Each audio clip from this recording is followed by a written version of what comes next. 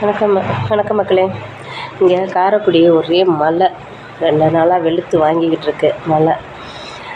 இன்றைக்கி என்கிட்ட ஒரு லேடிஸ் எஸ்எம்எஸ் அனுப்பியிருக்காங்க. இன்ஸ்டாகிராம்லாம் நீங்கள் பேசி போடுறது நல்லாதாக்கா இருக்குது, நீங்கள் ஏன் சிஸ்டர் போட மாட்டேங்கிறீங்க, என்ன பிரச்சனை அப்படின்னு சொல்லி கேட்டாங்க. அதெல்லாம் ஒன்றும் பிரச்சனைலாம் இல்லை சிஸ்டர், நானாக தான் கொஞ்சம் ஒரு வாரம் கொஞ்சம் வேலையாக இருந்ததுனால போடலை. அதாவது நம்ம சொந்த பந்தத்தை பற்றி தான் பேச போகிறேன். ஏன்னா நம்ம கூட பிறந்தவங்க, சித்தப்பா மக்கா, பெரியப்பா மக்கா, மாமன் மச்சான் அப்படின்னு இருக்காங்கள்ல, அவங்கள பற்றி தான் நம்ம பேச போகிறோம். ஏன் அதை நான் சொல்கிறேன்னா, அக்கம் பக்கம் உள்ளவங்க கூட ஒரு நாள் ஒரு மூஞ்சியை பார்க்கல, ஒரு நாள் 2 நாள் காணோம் அப்படின்னா, என்னாச்சு, ஏன் 2 நாளாக காணோம், எங்கே போனீங்க, என்னாச்சு, பிள்ளைகளுக்கு முடியலையா, இல்லை உங்களுக்கு முடியலையா, என்ன வீட்டில் இருந்து அப்படின்னு கேட்பாங்க அக்கம் பக்கவங்க. ஆனால் சொந்தக்காரவங்க இருக்காங்க பாருங்களேன், நம்ம ஒரு அதான் அவங்களுக்கே தெரியுமா, ஏற்கனவே சொல்லியிருக்கேனே, சொந்த பந்தங்கிறது எப்படின்னா அவங்க சுயநலத்தை மட்டும்தான் பார்ப்பாங்க. நம்ம ஒரு ஃபோன் பண்ணாமல் இருந்தாலும், ஐயோ ஃபோன் பண்ணலையே, என்னாச்சு ஏதா அப்படிலாம் நினைக்க மாட்டாங்க. நம்ம செத்து போனாலும் கவலை இல்லாமல் இருப்பாங்க. ஏன் தெரியுமா, அவங்களுக்கெல்லாம் நம்ம கூட பிறந்தவங்களே அப்படி தான் இருக்காங்க நிறையா பேர். இந்த உலகத்தில் கூட பிறந்தவங்கள எப்போவுமே நம்பவே கூடாது. ஏன்னா அவங்க காரியத்துக்கு நம்மளை காலை பிடிப்பாங்க. அவங்க காரியம் முடிஞ்சதுக்கப்புறம் என்ன தெரியுமா சொல்லுவாங்க, காலை வாரி விட்டுருவாங்க. அப்படி தான் எல்லா குடும்பத்துலேயும் அப்படி தான் நடக்குது. நிறையா பேர் என்கிட்டையும் சொல்லியிருக்கீங்க, என் குடும்பத்துலேயும் அப்படி தான் இருக்குதுன்னு. என்னோடய குடும்பத்துலேயும் அப்படி தான் இருக்குது. ஏன்னா நான் இன்றைக்கி இவ்வளோ பேசுகிறேன் பண்ணுறேன்னா, அவ்வளோ ஒரு ஆதங்கம், அவ்வளோ எனக்கு ஒரு கோபம், அப்படி ஒரு ஈவோ. ஏன்னா என் சொந்த பந்தமே என்னை ஒரு நாள் நான் ஃபோன் பண்ணி யாருக்கும் பேசாமல் இருந்தாலும் கூட ஒரு ஃபோன் கூட எனக்கு வராது. நான் தான் அவங்களுக்கெல்லாம் யாராக இருந்தாலும் ஃபோன் பண்ணி கேட்பேன், என்ன பண்ணுறீங்க. ஏன்னா அவங்களுக்கு சொந்த பந்தம் வேணும்னு நான் நினைக்கிறேன். ஆனால் மற்றவங்க என்னென்னா, எங்கே பேசிட்டானா நம்மள்கிட்ட எதுவும் கேட்டுருவாங்களோ, நம்மள்கிட்ட எதுவும் நின்றுவாங்களோன்ற ஒரு இதில் அவங்கவுங்களும் அவங்க வேலையை பார்த்துட்டு போயிட்டே இருப்பா. இதுதான் சொந்த பந்தம். என்னை பொறுத்த அளவில் என்னென்னா, ஒரு தடவை நம்ம பிறக்கிறோம், ஒரு தடவை தான் சாக போகிறோம்.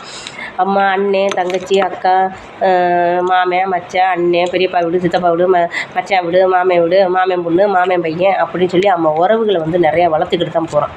ஆனால் அவங்களாம் எப்படி இருக்கிறான்னு தெரியலை. ஆனால் என்னையை பொறுத்த அளவில் சொந்தம் பந்தங்கிறது வரப்போ இருந்தால் தான் சொந்தம் பந்தம், சரிங்களா. ஆனால் நம்ம உயிரோடு இருக்கையில் பார்க்க மாட்டாங்க. நம்ம செத்ததுக்கப்புறம் சொன்னோன்னா ஆளாக நிற்பாங்க சொந்தக்காரங்க. ஏன் தெரியுமா, செத்தவொன்னே தூக்கி போட்டுட்டு கறி சாப்பாடு சாப்பிட்டு போகிறதுக்காண்டி நிற்பாங்க. அந்த மாதிரி உறவே தேவையில்லை, சரிங்களா. அப்படிப்பட்ட உறவே தேவையில்லை. நல்லா இருக்கையில் நம்ம இன்றைக்கி ஒரு கஷ்டப்படுறோமா, இன்றைக்கி ஒரு நல்லா இருக்கோமா பார்க்குறது தான் நம்மளோட கூட பிறந்தவங்க அண்ணனாக இருக்கட்டும், தம்பியாக இருக்கட்டும், அண்ணியலாக இருக்கட்டும், அக்கா தங்கச்சிலாக இருக்கட்டும், இல்லை அக்கா புருஷங்களாக இருக்கட்டும், அக்கா பிள்ளைகளாக இருக்கட்டும், எல்லாமே அதுதாங்க நம்மளுக்கு சொந்த பந்தம். செத்ததுக்கப்புறம் உங்கள் வீட்டில் அவங்க செத்து போயிட்டாங்க அப்படின்னா வர்றாங்க பாருங்களேன், அவங்க என்ன தெரியுமா நினச்சிருப்பாங்க, எப்படா சாவாங்க, எப்படா போய் நம்ம தூக்கி போட்டுட்டு கறி சாப்பாடு அப்படி தான் நினைப்பாங்க சொந்த பந்தம். இது நிறைய இடத்துல நடக்கிறதா. என் வீட்லேயே அப்படி தான் நடக்குது. அப்புறம் நான் என்ன சொல்லலை, என் வீட்லேயுமே அப்படி தான், அந்த மாதிரி தான் ஓடிட்டுருக்கு. என்னோடய குடும்பமும் அப்படி தான் ஓடிட்டுருக்கு. அதனால் எப்போவுமே ஒன்று சொல்கிறேன், கேட்டுக்கோங்க. உங்களுக்கு தான் நிறைய பேர் என்கிட்ட இன்ஸ்டாகிராம்லேயும் மெசேஜ்லாம் பண்ணியிருக்கிறாங்க, நான் இல்லைன்னு சொல்லலை. ஆனால் இப்போ என்ன சொன்னாங்கன்னா, இன்ஸ்டாகிராமில் போடுறது எல்லாமே கரெக்டாக இருக்குமா, ஆனால் நீ இந்த இன்ஸ்டாகிராமில் கூட நீங்கள் ரொம்ப போட மாட்டேங்கிறியம்மா அப்படின்னு கூட என்கிட்ட கேட்டிருக்காங்க, சரிங்களா. ஏன் இங்கே காரைக்குடியில் இருக்கிற வேலை பார்க்குறவங்க கூட என்கிட்ட கேட்டிருக்காங்க. நேரடியாகவே என்கிட்ட பார்த்து பேசுங்க, நீ போடுற வீடியோ நல்லா இருக்குன்னு தான் சொல்கிறாங்க. ஆனால் என்னோடய சூழ்நிலை அப்படி. ஏன்னா நான் வீடியோ நான் இன்றைக்கி போடுறேன் அப்படின்னா யாருக்கும் பாதிப்பு இல்லை, ஆனால் நல்லா பேசி போடுறேன், கரெக்டாக இருக்குன்னு தான் என்கிட்ட சொல்லியிருக்காங்க.